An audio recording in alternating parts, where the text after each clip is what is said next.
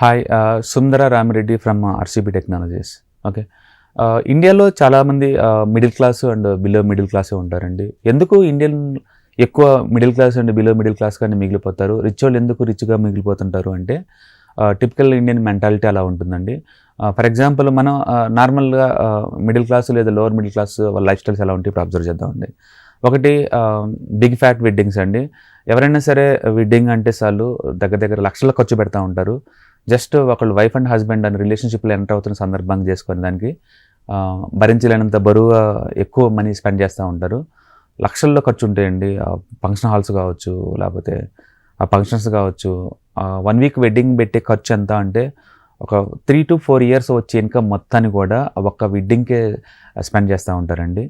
And అది society pressure కావచ్చు, లేదా సొసైటీలో మన లైఫ్ స్టైల్ షో అప్ కోసం కావచ్చు, ఏదైనా కావచ్చు. ఇండియాలో ఈ బిగ్ ఫ్యాట్ వెడ్డింగ్స్ పెట్టే అమౌంట్ అనేది చాలా చాలా ఎక్కువ. రెండోది హౌస్ అండి. ప్రతి ఒక్కళ్ళు ఏంటంటే ఈఎంఐలతో తీసుకుని హౌస్ కొంటూ ఉంటారు. ఫర్ ఎగ్జాంపుల్ మన దగ్గర 10 lakh ఉంది అనుకో, 10 lakh ఫస్ట్ ఇన్స్టాల్మెంట్ కట్టేసి మిగతాది ఈఎంఐలా తీసుకుంటూ ఉంటారు. ఆ ఈఎంఐలతోటి జీవితకాలం వాటి కట్టుకుంటూ పోతూనే ఉండాల్సి వస్తుంది. తద్వారా ఏంటంటే అమౌంట్ అంతా ఒక హౌస్ కొనడానికి సరిపోతుంది. ఓకే, చాలామంది రిటైర్మెంట్ కల్లా ఒక హౌస్ ఉంటే చాలు అని నమ్మే వాళ్ళు చాలామంది ఉన్నారు. సో సెకండ్ రీజన్, సొంత హౌస్ కళతోటి ఎక్కువ మనీ అంతా దానికే బ్లాక్ చేసుకుంటూ పోతుంటారండి. క్యాస్ట్ బ్లాక్ అవుతుంది, క్యాస్ట్లో ఏముండదు, ప్యాసివ్ ఇన్కమ్ తగ్గిపోతుంది ఆటోమేటిక్గా. సో రెంటల్ మిగులుతుంది అని ఒక రీజన్ తప్ప హౌస్ కొనటం అనేది ఒక ఎమోషనల్ వాల్యూ తప్ప రియల్గా వెల్త్ క్రియేషన్కి మాత్రం యూజ్ అవుతుంది. అందుకని అప్ టు 1 crore వరకు ఉన్న వాళ్ళందరూ కూడా హౌస్ని అవాయిడ్ చేయడం బెటర్. మోర్ దెన్ 1 crore ఉన్న వాళ్ళు ఎట్లాగో money meant for to enjoyment life కాబట్టి మనం కొనుక్కోవచ్చు అనమాట. సో తక్కువ డబ్బు ఉన్నప్పుడు హౌస్ కొనటానికి ప్లాన్ చేయడం కూడా one of the main reason ఎందుకు మన మిడిల్ క్లాస్ ఉండిపోతున్న రీజన్ అనమాట.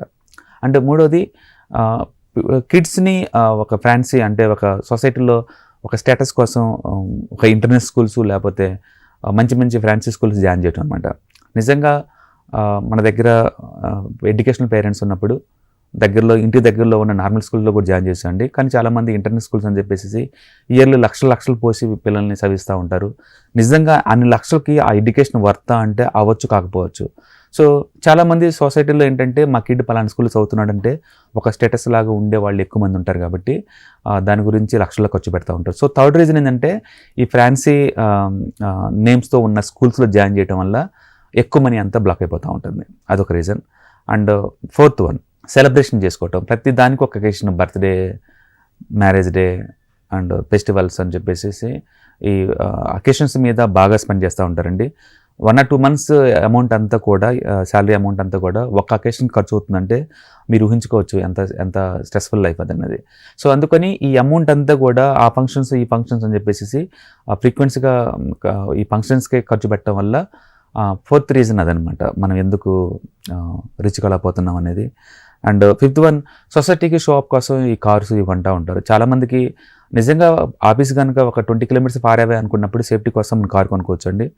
బట్ చాలా తక్కువ మందికి ఆఫీస్ 20 kilometers లోపు ఉన్నా సరే అండ్ సొసైటీ కోసం అండ్ స్టేటస్ కోసం అండ్ పక్కన వాళ్ళు చూపించుకోవడం, ఈ ఆర్నమెంట్స్ కావచ్చు, గోల్డ్ ఆర్నమెంట్స్ లేదా కారు కావచ్చు, ఇలాంటి కంఫర్ట్స్ కోసం ఎక్కువ మనీ స్పెండ్ చేస్తూ ఉంటారు. వీటన్నిటికీ ఇవన్నీ కూడా మోస్ట్ ఆఫ్ ది టైమ్స్ నేను డిప్రిషియేషన్ అసెట్స్ ఇవి. ఓకే, ఇందులో ఎలాంటి అప్రిషియేషన్ ఉండదన్నమాట. సో తద్వారా పూర్గా మిగిలిపోతారు అనమాట. సో అట్లా అన్నెసరీ థింగ్స్ మీద ఎక్కువ ఫోకస్ చేయడం వల్ల కూడా ఈ సొసైటీకి మనం ఏదో షో ఆఫ్ చేయడం ద్వారా, మనం ఏదో హ్యాపీగా ఉన్నట్టు చూపించడం కోసం, సొసైటీలో 10 మంది ఇంప్రెస్ చేయడం కోసం, మేము చాలా రిచ్ అని చూపించడం కోసం ఎక్కువ స్పెండ్ చేస్తూ ఉంటారు అనమాట. ఇలాంటిగా డబ్బులు పదే ఎక్కువ స్పెండ్ చేయడం వల్ల అన్ప్రొడక్టివ్ మీద ఎక్కువ లాస్ అవటం వల్ల ఎక్కువ మంది లాస్ అవుతుంటారు. So one of the main reason fat wedding. Second one, అవసరం లేకపోయినా సరే ఈ ఆర్నమెంట్స్ లేదా కార్ లాంటి షో అప్ చేయడం వల్ల. అండ్ థర్డ్ వన్, తక్కువ అమౌంట్ ఉన్నప్పుడే హౌసెస్ ప్లాన్ చేయడం వల్ల. అండ్ ఫోర్త్ వన్, కిడ్స్ని ఇంటర్నేషనల్ స్కూల్స్లో వాటిలో చూపించడం వల్ల, అఫోర్డబిలిటీ లేకపోయినా సరే వాటి కోసం ఫ్యాన్సీ నేమ్స్లో ఉన్న స్కూల్స్ జాయిన్ చేయడం వల్ల. ఫిఫ్త్ వన్, పెద్ద సెలబ్రేషన్స్ని టూ మచ్ మనీ స్పెండ్ చేయడం వల్ల. ఈ 5 రీజన్ తోటి ఎక్కువ మంది మనీ స్పెండ్ చేస్తుంటారు. సో మీ దగ్గర ఎప్పుడైనా తక్కువ మనీ ఉన్నప్పుడు, okay, pay your self first. ఫ్యూచర్లో మనం అల్ట్రా రిచ్ ఎలా అవ్వాలి, మిలియనీర్స్ ఎలా అవ్వాలి, ఇలాంటి వాటి మీద మనం ఫోకస్ చేయాలి తప్ప వీటి మీద సొసైటీ షో ఆఫ్ చేయడం కోసమో, లేకపోతే 10 మందికి నేను రిచ్ అని చూపించడం కోసమో, లేదంటే నేను హ్యాపీగా ఉన్నాను చూపించడం కోసమో కాదు. నిజమైన హ్యాపీనెస్ అంటే ఫైనాన్షియల్ ఫ్రీడమ్, టైం ఫ్రీడమ్. మీరు ఎప్పుడు కావాలంటే అప్పుడు టైం మీకోసం స్పెండ్ చేసుకోవడం అనమాట. వాటికి పనికొచ్చే విషయాల కోసం అయితే మీరు మనీ స్పెండ్ చేయొచ్చు, కానీ మిగతా వాటికి అంత అవసరం లేదు. సో మీరు కనుక మనీ కోసం బాధపడుతున్నారు అంటే కనుక, మీరు ఇప్పుడు నేను చూపించిన రీజన్స్లో ఏదో ఒక రీజన్ అయి ఉండొచ్చు మీ రీజను.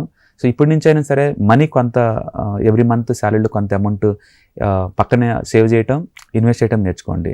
సో చాలామంది మిలియనీర్ అవడానికి షార్ట్ కట్ అంటుంటారండి. షార్ట్ కట్ అంటూ ఏముండదు. సేవ్ చేయటం, ఇన్వెస్ట్ చేయటం, దాన్ని లాంగ్ టర్మ్ గోల్ కోసం తీసుకోండి. సో ఇవన్నీ బేబీ స్టెప్స్ అనమాట. ఫస్ట్ ఎంతో కొంత సేవ్ చేయాలి, దాన్ని ఇన్వెస్ట్ చేయాలి, అండ్ లాంగ్ టర్మ్ ప్లాన్ చేసుకోండి. And anybody can millionaire. ఇందులో సీక్రెట్స్ అంటూ ఏం లేదు. జస్ట్ మీరు మొబైల్ ఓపెన్ చేయండి, అందులో for example SBI small cap direct growth అని టైప్ చేయండి. జస్ట్ చూడండి 1 డేకి ఎంత వచ్చింది, 5 డేస్కి ఎంత వచ్చింది, 1 మంత్కి ఎంత వచ్చింది, 1 ఇయర్కి ఎంత వచ్చింది, 5 ఇయర్స్కి ఎంత వచ్చింది, ఆల్ టైమ్ హైలో ఎంత వచ్చిందో చూడండి. మీరు ఎందుకు అలాంటి వాటిలో ఇన్వెస్ట్ చేయకూడదు? ఓకే, సో రిటైర్మెంట్ ప్లాన్ చేసుకోండి. సో మీ దగ్గర మనీ ఉంటే ఎలాగో ఎంజాయ్ చేస్తారు. మనీ లేనప్పుడు మాత్రం ఖచ్చితంగా నీడ్స్, వాంట్స్ మాత్రం రిస్ట్రిక్ట్ చేసేసి పే యువర్ సెల్ఫ్ ఫస్ట్ని ఫాలో అవటం ఒకటి short cut route. Okay, so మీరు ఎవరైనా సరే ఫైనాన్షియల్ తోటి ఇబ్బంది పడుతున్నారంటే కనుక ఇప్పటి నుంచైనా మేల్కొనండి, అండ్ సేవ్ చేయండి, ఇన్వెస్ట్ చేయండి, లాంగ్ టర్మ్ ప్లాన్ చేసుకోండి. Okay, lead the financial freedom. Thank you.